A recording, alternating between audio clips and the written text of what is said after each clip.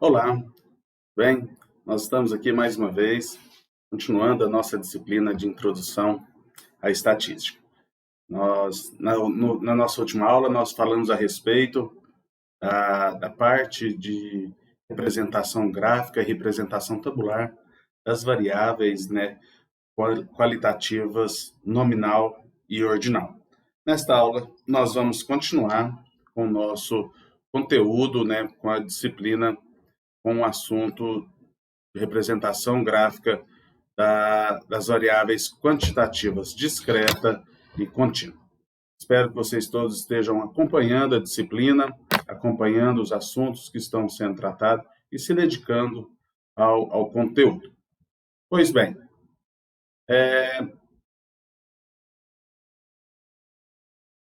então, a respeito das disciplinas organização, né, dos dados quantitativos, né, nós vamos separar em duas partes, em dados discretos e dados contínuos, tá? Primeiramente, nós vamos falar dos dados discretos. Lembra que variáveis quantitativas discretas são aquelas que surgem de um processo de contagem, né, e está associado geralmente aos números inteiros. Digo geralmente porque é na maioria das vezes, mas pode acontecer, né, de alguma situação de não ser dados inteiros, tá bom? Mas na maioria dos nossos casos se referem a dados inteiros. Então, a abordagem para você organizar, né, seja de forma tabular e de representar, você vai adotar o seguinte critério: se o número de resultados que você tem dos seus dados discretos for maior do que 15 na sua amostra, né, a variedade, os resultados diferentes que você tem na sua amostra, se forem maior do que 15, você vai fazer uma abordagem semelhante aos dados contínuos, que nós vamos aprender daqui a pouco. Agora, se não for grande, o que não é ser grande? Nesse caso aqui, ser menor do que 15, tá bom? Menor ou igual do que 15. Nós vamos abordar de forma semelhante ao que nós fizemos para as variáveis qualitativas. Bom, então, essa é a ideia. Como assim, Lúcio? Vamos voltar lá no slide 9. Se você volta lá no slide 9, desculpa, no nosso slide 8, se você tem essa variável aqui, ó, idade, que é uma variável discreta, tá bom? Quantos resultados diferentes você tem aqui? Você tem o 20, o 22, e assim por diante, o 23, o 20, o 21, e assim por diante. Quantos diferentes? Eu não estou pensando na quantidade que ocorreu cada um deles, tá? Mas quantos valores diferentes que você tem. Então, se nós contarmos aqui, com certeza nós vamos ter bem menos do que 15, tá? Então, nós vamos fazer a abordagem que nós fizemos utilizando os dados qualitativos, tá bom? A ideia, então, nesse caso, é fazer uma tabela e nessa tabela eu vou fazer uma contagem de quantas vezes aparece cada resultado, tá bom? E depois nós vamos fazer o gráfico, né, para esse tipo de dados. Então, se eu quero fazer a representação tabular, considerando a variável idade, eu tenho esses resultados lá. Eu tenho a idade 18, que me apareceu 2 vezes, idade 19 apareceu 1 vez, idade 20 apareceu 3 vezes, 21 apareceu 4, e assim por diante, até a idade 38, né, que me apareceu 1 vez. Pegando então, ó, 2 dividido por 18, eu tenho essa frequência relativa. 1 dividido por 18, eu tenho essa frequência relativa. 3 por 18, essa frequência relativa. 4 por 18, essa frequência relativa. E assim por diante, eu vou construindo as frequências relativas. Posso construir também as frequências percentuais dos dados, tá bom? Desse conjunto de dados que nós temos aqui. Basta multiplicar a frequência relativa, multiplicar por 100. tá bom? Então, aqui nós estamos resumindo nossos dados, né, de uma forma tabular. O que eu posso interpretar aqui em relação a esses dados? A idade mais comum que ocorre com maior frequência é a idade 22. Eu tenho aqui, né, então, 27,78% das observações corresponde à idade 22, nessa turma.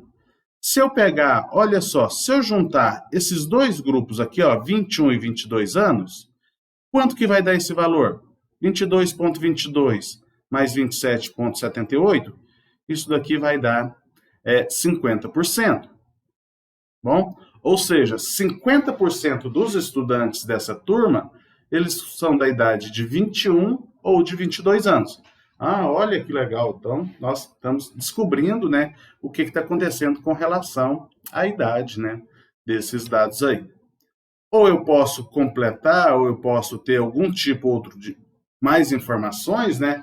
Por exemplo, se eu pegar aqui 16,67 mais 5,56 mais 11,11 vai dar 16, 27, 32, aproximadamente aí que eu estou fazendo de cabeça, 33% dos estudantes têm 20 anos ou menos, tá? Então, isso está me mostrando, né, que é uma classe, que é uma turma relativamente jovem. E eu tenho, além do mais, eu tenho poucas pessoas, eu tenho uma pessoa com 38 anos, com uma idade, vamos dizer assim, um pouquinho diferente, um pouquinho maior do que a grande maioria do conjunto de dados. Tá? Então, veja que tiramos um retrato. Vemos em que estado que está, né, que situação que está a nossa amostra de onde ela foi coletada. Tá bom?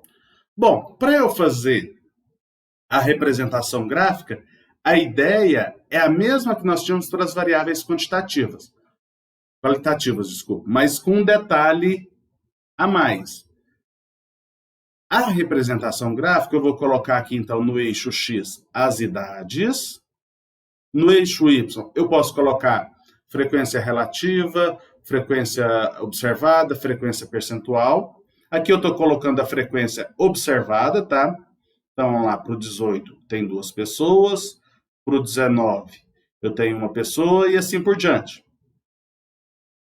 O que é a diferença que eu tenho? Lá nas variáveis qualitativas, nós fazemos uma barra para representar aquela categoria. Aqui eu tenho que representar uma linha, porque eu estou representando só exatamente o valor. Se eu colocar um pouquinho a mais aqui, se eu colocar uma barra aqui nesses dados, quer dizer que eu estou pegando um pouco maior do que, por exemplo, 18 e um pouco menor do que 18. Não é.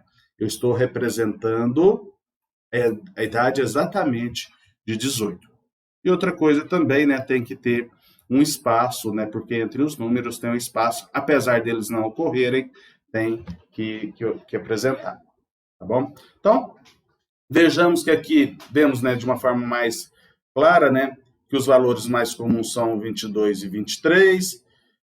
Eu tenho boa parte dos meus alunos, né, boa parte dos meus alunos tem 21 e 22 anos, e a grande maioria, né, tem 22 ou menos anos aí, né, onde que eu tenho a minha maior concentração de valores. Então, veja que a forma de representar é bem parecida com aquela que nós temos lá nas variáveis qualitativas, com essas diferenças que nós falamos.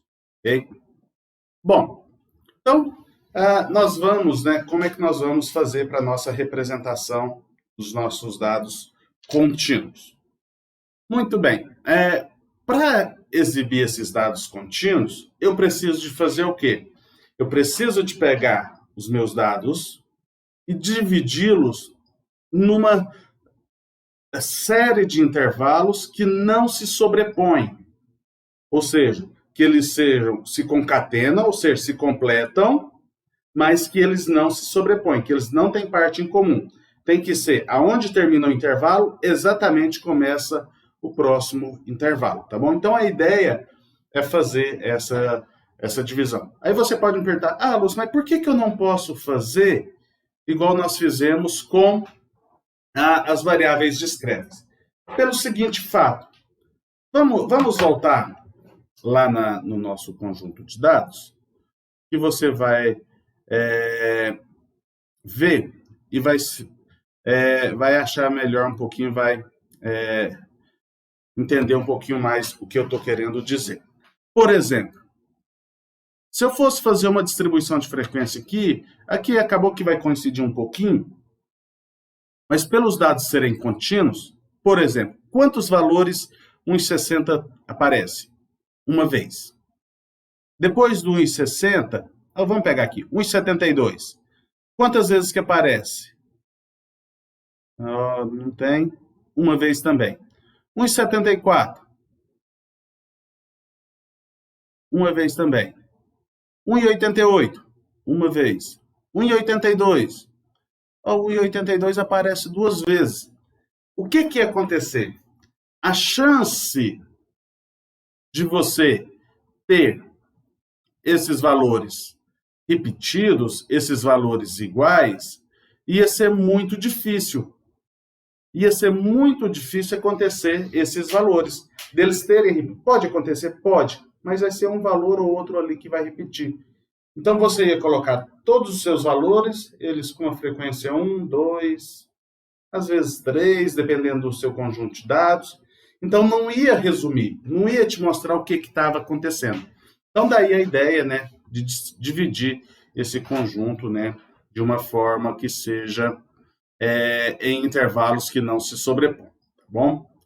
Bom, a ideia é fazer em algo, por exemplo, como esse aqui, ó.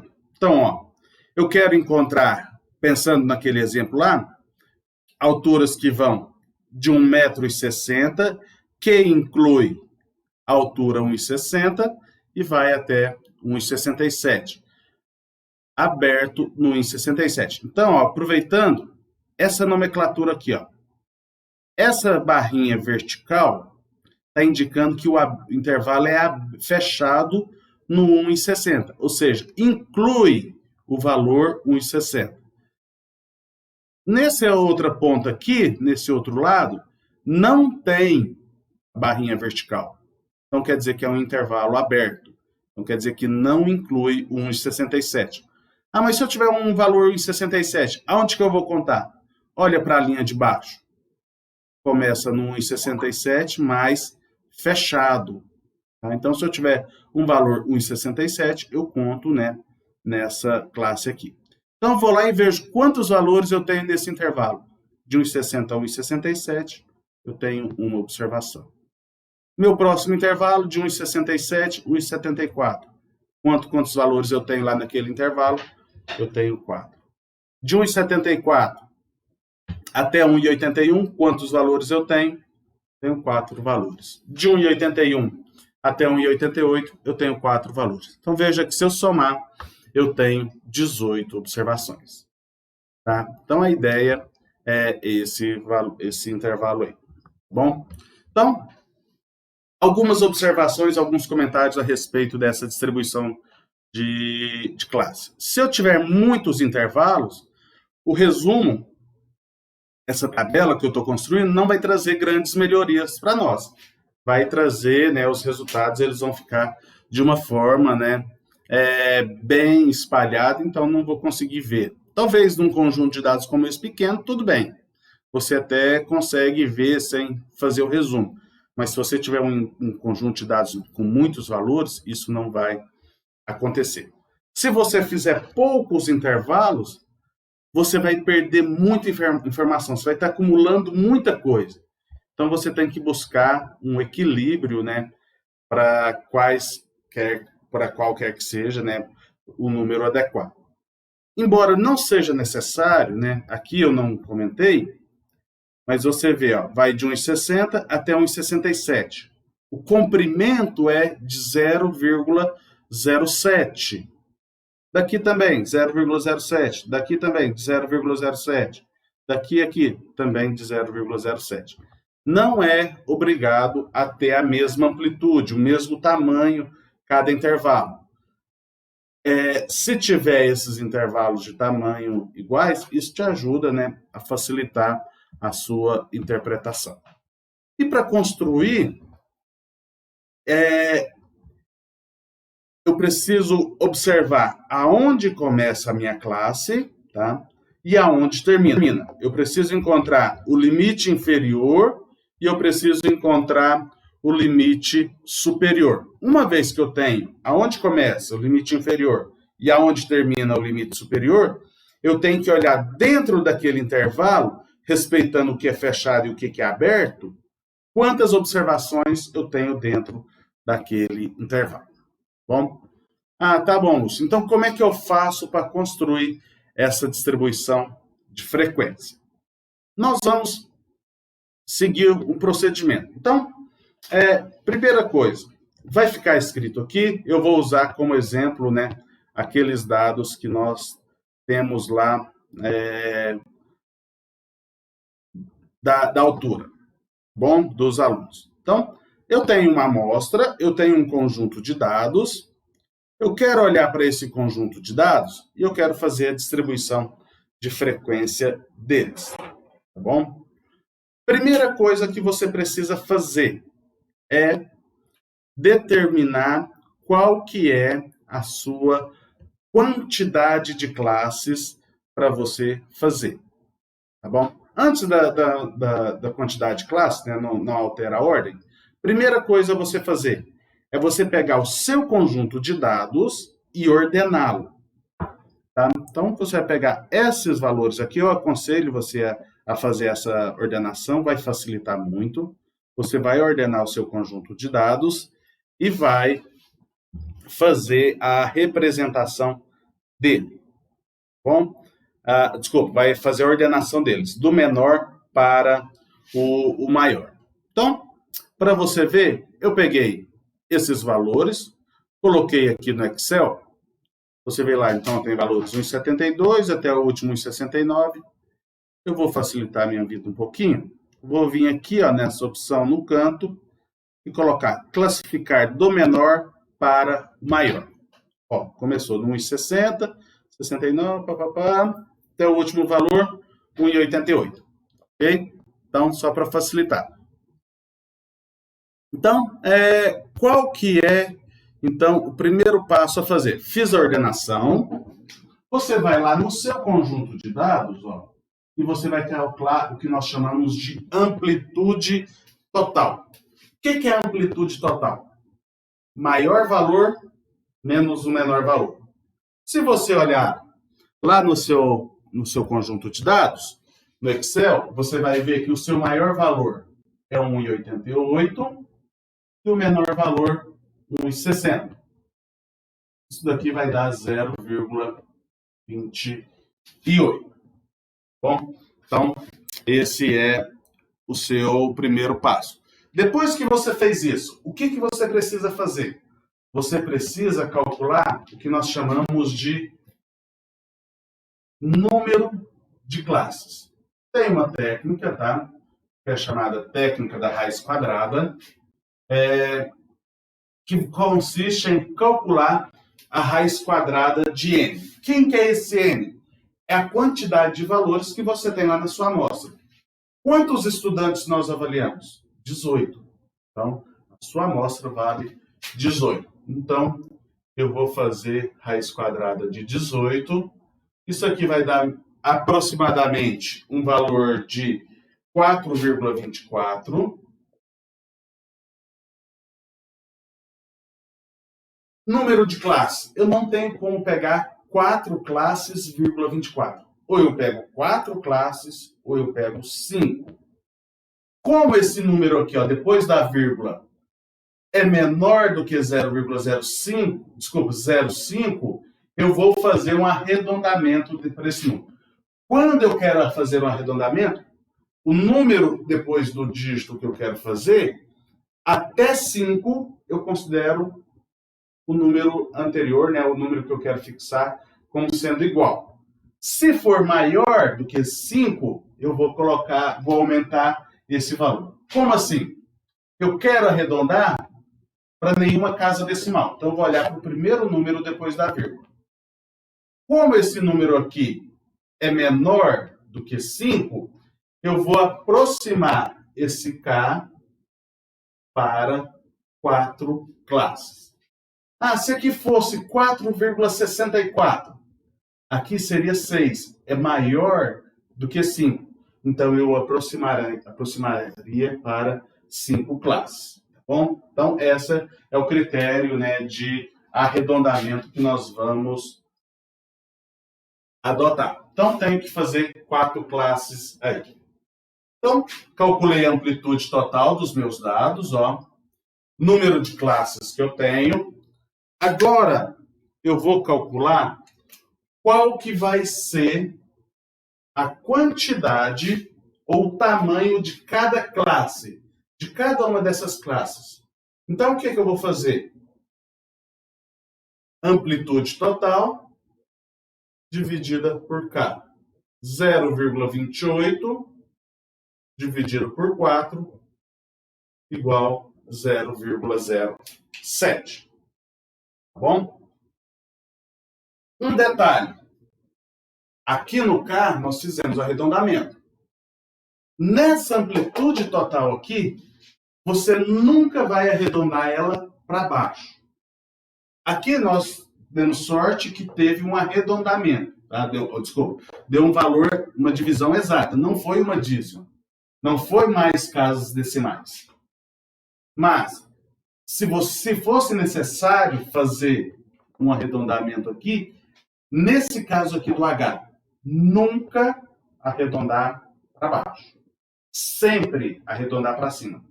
Sempre que precisar. Ah, por quê? Porque senão, depois, na hora de nós construirmos a nossa tabela, vai te dar problema. Você não vai chegar no maior valor do seu conjunto de dados. Bom, por isso que você precisa aqui sempre arredondar para cima. Tá? Ah, com quantas casas decimais? Depende do problema que você está trabalhando, né? Mas, normalmente, com 2 casas decimais, está de bom tamanho para a gente. Ok? Então, essa é a ideia. Guarda essas informações aí. Ó. Nós precisamos de 4 classes. Vou colocar aqui no canto, tá? E eu preciso de um H de uma amplitude de 0,07. Eu vou apagar, eu estou colocando aqui no canto, porque nós vamos precisar desse espaço aqui. Bom, então como é que eu vou construir a minha distribuição de frequência para os meus dados? Eu vou começar. Eu vou colocar aqui quais são as minhas classes.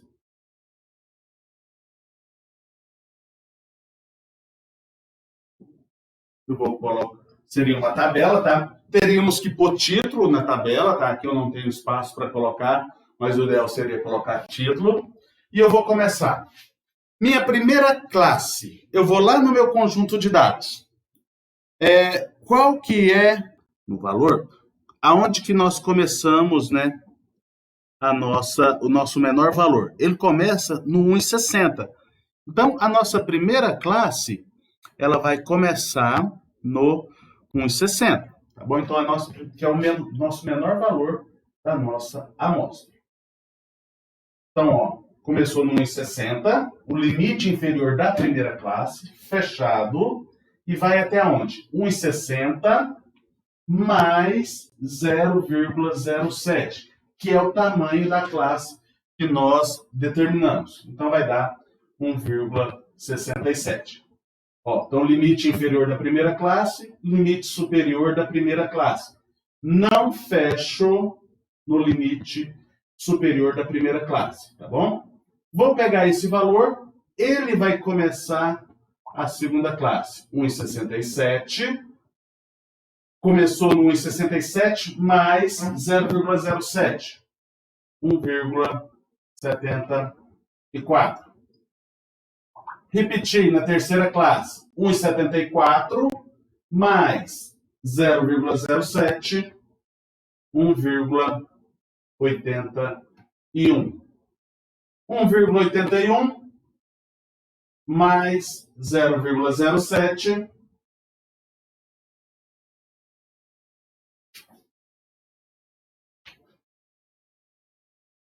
1,81. 1,88. Próxima classe, começa no 1,88, vai até no 1,95. E aí, opa, precisava dessa classe? Quantas classes nós tínhamos que fazer? 4 classes. Ó, 1, 2, 3, 4. Então, essa última aqui que nós fizemos, nós não precisamos dela. Tá bom? Então, encerramos aqui a construção das nossas classes. Aonde termina, onde começa e onde termina. A questão é, para essa última classe aqui, ó, eu tenho que fechar. Porque se eu não fechar essa classe no 1,88, você vai ver aqui no seu conjunto de dados, por exemplo, ó, você tem o valor 1,88. Se você não fechar, ele não vai entrar nessa contagem, tá bom? Então, você precisa de fazer o fechamento desse valor. Então, sempre na última classe, você vai fechar o limite superior. Então, ó, os valores dos valores esquerdos, limite inferior da classe, valores que estão do lado direito, valores superiores da classe. Bom, então qual que vai ser a minha frequência? Eu vou lá no meu conjunto de dados e vou contar quantos valores eu tenho para cada uma dessas classes, né? Então, eu olho lá para essa classe. Valores que contam de 1,60 até 1,67, eu vou ter um valor, tá bom? Então, eu vou pegar esse valor 1, vou vir e vou contar esse valor 1, venho aqui, coloco 1. Se você voltar lá no seu conjunto de dados, valores entre 1,67 até 1,74, conta aí para você ver. Você vai ter 4 valores. Se você voltar lá e contar valores de 1,74 até 1,81, você tem 9 valores. De 1,81 até 1,88, você vai ter 4 valores. Bom, então essa é a sua distribuição de frequência. O total aqui vai dar 18. Você pode fazer também a sua frequência relativa, tá bom? Para esses dados, para essa distribuição. E você vai ter aqui, ó, então 1 dividido por 18, você vai ter 0,0556. 4 dividido por 18, você vai ter 0,2222. 9 dividido por 18, 0,5. 4 dividido por 18, 0,222. Você pode ter a frequência percentual, que aí você aqui vai estar em porcentagem, você vai multiplicar por 100, então aqui 22,22, 50%, e aqui também 22,22, tá bom? Então, do mesmo jeito que nós fizemos, nós podemos construir para esses dados aí, tá bom? Bom, feito isso, eu posso voltar aqui, lá no começo, e eu posso construir algo que nós chamamos de ponto médio da classe. Então, para cada uma dessas classes, primeira classe, segunda classe, terceira classe, quarta classe, eu vou construir o ponto médio. O que é o ponto médio? Pegar o limite inferior, somar com o limite superior, dividir por 2. 1,60 mais 1,67 dividido por 2 vai dar 1,635. 1,67 mais 1,74 dividido por 2, 1,705. 1,74 mais 1,81, 1,775. 1,81 mais 1,88, 1,845. Bom, então esses seriam os pontos médios das classes. O que quer dizer esses pontos médios? Por acaso, se você não conhece, se eu te apresento somente essa distribuição de frequência, e eu falo assim para você, ó, nesse intervalo de 1,60 até 1,67, eu tenho uma observação. Suponha que você não conheça lá os seus dados originais. Se eu te perguntar, qual que é o valor dentro desse intervalo? Você não sabe. Para essa segunda classe, eu te falo, ó, de 1,67 até 1,74, eu tenho 4 pessoas. Qual que é a altura dessas 4 pessoas? Não sei. Mas eu posso dizer, a mesma coisa para os outros, mas eu posso dizer que essas 4 pessoas têm uma altura estatisticamente igual, por exemplo, a 1,705. 1,705 m.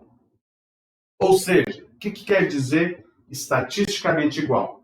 Que não tem uma diferença significativa entre a altura real dessas pessoas e esse valor.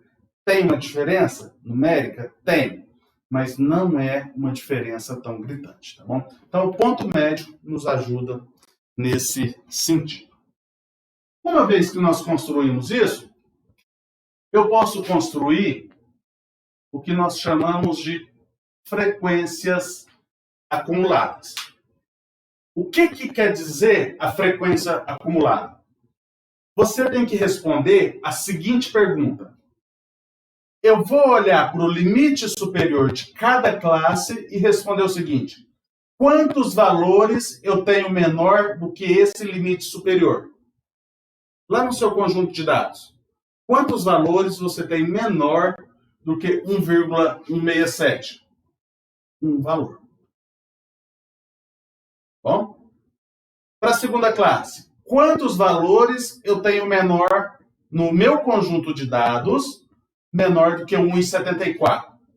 4 que estão nessa classe, mais 1 que estão na classe anterior. Então, 4 mais 1, 5. Quantos valores eu tenho menor do que 1,81? 9 que estão nessa classe, mais 4 na classe anterior, mais 1 na classe anterior. Vai dar 14. Quantos valores eu tenho menores ou iguais que 1,88?